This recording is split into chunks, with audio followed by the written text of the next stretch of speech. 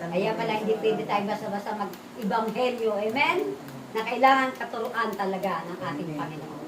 Lahat ng ituturo natin sa ating mga kapatiran ay mula sa Diyos. Tsak yun! Gagawa ba ng mala sa bawat isa sa atin? Kapag natanggap natin katulad ngayon lang binuksan. Hirap na hirap ako dyan sa ebanghelyo na yan. Talagang pariseyo ang dating. Okay? Alam ko, nakahanda at nakaredy na rin ang ating susunod. Sabi nga natin, my princess. Natunay nga po na talagang pinag-iisipan niya rin ito kanina pa.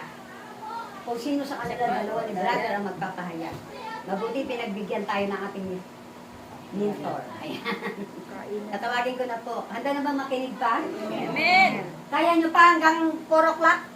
Hindi na. Okay, tatawagin ko na po. Natunay nga po ang babae ito talagang inialay niya na ang kanyang sarili kung paano nag-alay ang ating Panginoon. Tayong lahat nag-alay ngayon ng oras, ng panahon. Kaya nga tayo humayo dito sa naman yun sana ito. Probinsya na pala ang tawag nito, province.